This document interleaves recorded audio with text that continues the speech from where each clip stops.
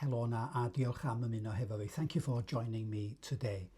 I've just come back from doing a couple of services today, and I've just caught up with the news that our local hospice here in Holyhead, here on Anglesey, is to close, at least temporarily, in October of this year. So just a few months away. Ac mae'r newydd yma wedi bod yn hynod o drawiadol ac anodd i nifer fawr o deuluoedd ar draws Ynys Môn heb os nag oni bai. Teuluoedd sydd yn gofalu am anwyliaid sydd o fewn chydig o amser i farw yn drist iddyn nhw. This news has come as a real shock to those families who face losing a loved one in the next few weeks and few months.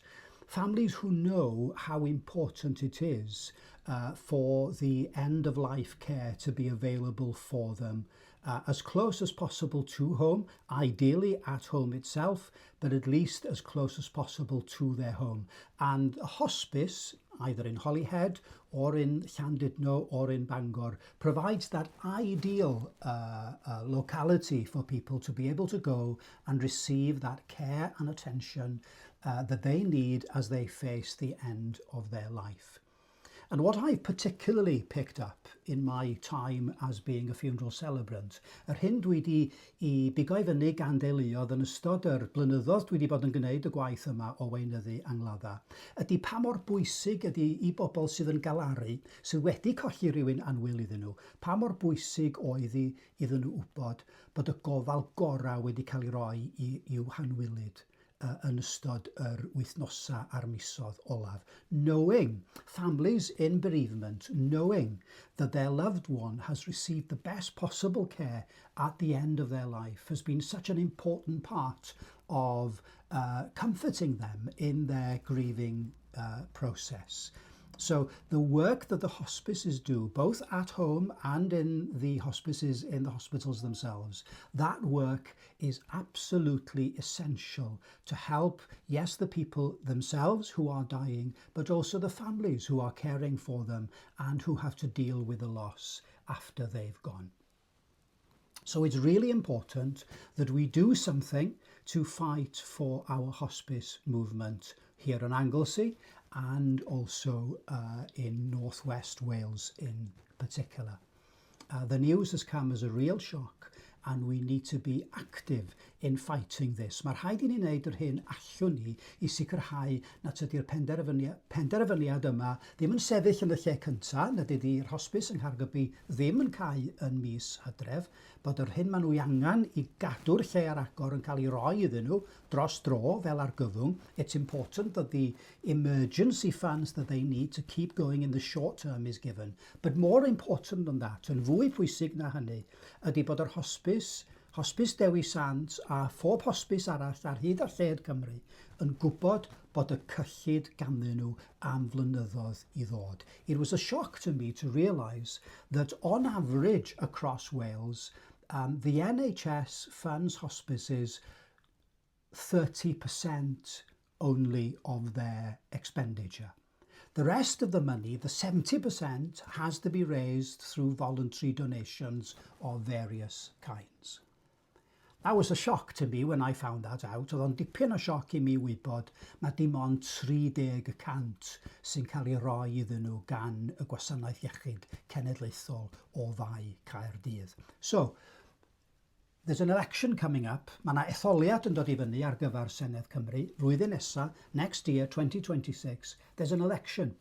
And let's remember that the funding of hospices is a political matter. It's not a fault of the managers who run the hospice. They've got a difficult decision to do. This is not their this is not their fault. This is not their fault. This is the difficult position that they find themselves in. So we have an election coming up in 2026. Mae gynnon ni etholiad ar y gorwel. A mae'n bwysig felly bod ni'n sicrhau fod pob plaid, nid just rhai pleidiau, ond bod pob plaid yn dod hefo'i gilydd, yn dod at ei gilydd ac yn addo I gynyddu yr arian sydd yn mynd i'r mudiad yr hospice yn llawer mwy sylweddol.